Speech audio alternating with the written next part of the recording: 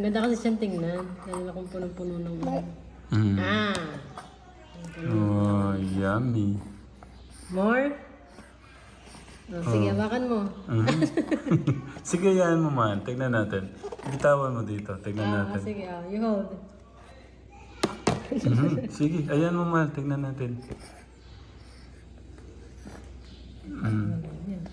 Mhm. Oh, knock naman. Hindi ganyan. Hindi yan, malapit na. Ayun. Oh, galing Ang galing ah. Sige, taas mo. Sige, sa'yo na. Ala, nahulog. Nahulog. Hinahanap niya. Ayun. Ayun ah. Sabi ka naman parang di ka pinapadede ah. Nandun si Kuya. Wala po silang pasok ngayon. Nap. Hindi ka masyado kita. Teka lang. Hindi ko siya nakasabay na kumain kanina. Sarap ng tulog. Tatingin nga.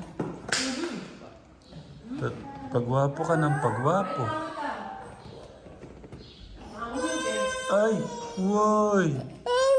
Ayan na. Nahulog. Sabi nila, mas malapit daw sa'yo yung pagkakamukha kay Raven. Ay, Lord. Tignan nyo nga katekra mo. Malapit nga, no? Nakasight.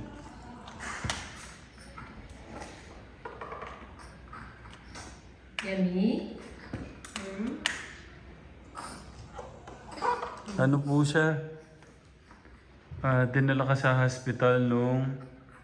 Pedyo po. Ang ano po? Ang makalawa po. Dinala ko pala siya sa pedya nung makalawa kasi ilang linggo na yung anak, yung mubo mo? 1 week lang? Tapos yung hindi ko malabas po yung player. Tapos tuyo po yung ubo. Tuyo yung ubo. Yun daw yung mahirap eh. O delikado, tuyo yung Okay, kaya wag bagbagbat sa malamig. Ano daw yung mali? Ay, ibig ko sabihin, Ano po yung ba't daw nakuha yung ganong Siya pawis daw po. Kakatapos na po ng basketball. O, di ba? Hindi maingat sa pawis. Kala ko may tagapunas na kasi doon. Ala po. Nililinaw ko lang. Yung bakas po ng mga ni Kuya sa yung mga sugat-sugat niya. Wala pang wala ka lang. Bus na. Nagsarili na siya. Wala ka, Tekram. Talagang ayaw papigil. Ayaw papigil sa Ayaw papigil sa... Ba't Lord? Ayun. Ayaw papigil. Tignan mo bitawan ko dito yung niya. Tingnan mo.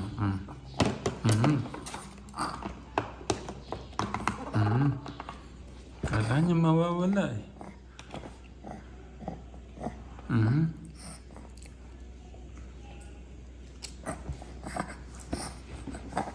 Pero ngayon, kumusta na yung pakiramdam mo na? Ako naman po. Pasumpong na lang po yung ubo. Pasampung. Kagabi, kailan ba kita kinamusta kagabi, no? Sabi ko okay na. Hindi pa daw. Medyo pa. Yung nebulizer ba yan? Ano ba yun? Ba't wala akong narinig na gumaganang nebulizer? Kailan po? Kagabi. Alas 6 po ako nebulizer.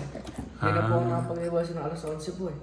Katulog na po ako, dire-diretso. 6, 12, every 6 ba? 6 po, 11. Tapos 5 po. Sunod-sunod na po yun. Hindi po ako nakapag-iwasan po ako. Katulog na po ako. Bali pang ilang araw na to pag inom ng gamot. Pangatlo po. Tapos sabi pagka 1 week ba? Pagka, pabalik po ngayon po ng Kenya. Kaso po pagka hindi naman na daw po ano yung ubo ko, pagka itulingan ko. Okay. Pero yung nararamdaman mo, hindi ka naman nirap ngayon. Pero ano, bago siya na-check up ka, Tekram, halos doon ka lang mga 2 days, mga ganun. Mga 2 days ko naririnig yung pagkap. After ng foundation. After nga ng foundation. Paano hindi walang ingat sa sarili? Pagbasa na yung damit, anong gagawin? Then na. Wait lang. Pagbasa ng damit, Palitan po agad. ayun, papalitan ka agad. Huwag na maghihintay na pupunasan ng mga... Okay. Sabi kasi ni Tito Darius may mga taga-punas eh. Okay. Promise ha? Mahal, kung wala kang damit,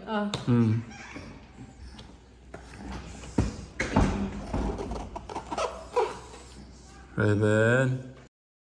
Yes, magandang hapon po sa inyong lahat, no? So, nandito po tayo ngayon while I'm waiting for the kids, no? Kasi sport fees po nila at sinundo po namin sila, guys, no? Nandito po ako sa sasakyan. Hinihintay ko po sila. Kasi ang pumunta po dyan sa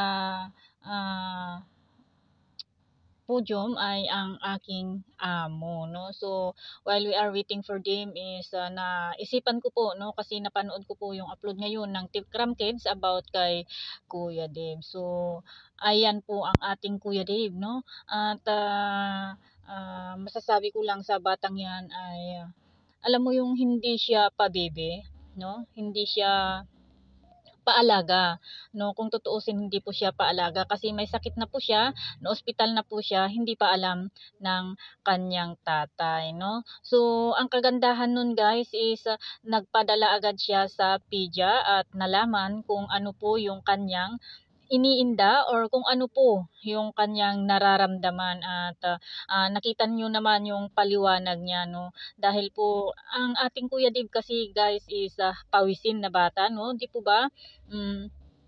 Alam po nating lahat na grabe kung magpawis ang ating Kuya Dave. So, kaya nga po naisipan po namin siya na bigyan noon ng panyo. Kaso nga lang, kahit may panyo ang ating kuya, hindi kasi magkakasya sa pawis ni kuya, talaga is tagaktak. Alam mo yun, kung nakita nyo lang si Kuya Dave in personal, lalong-lalo na po pagka summer, is kitang-kita nyo po talaga yung pagpapawis niya.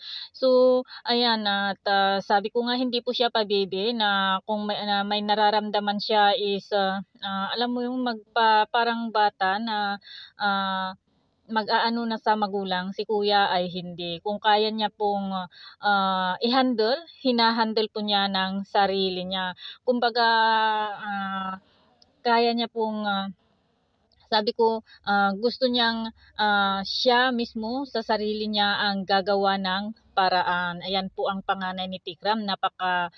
Sabi ko nga is napaka-matured mag-isip, no? So narinig natin ang paliwanag niya po kanina kung bakit po siya nagkaroon ng dry cough, no?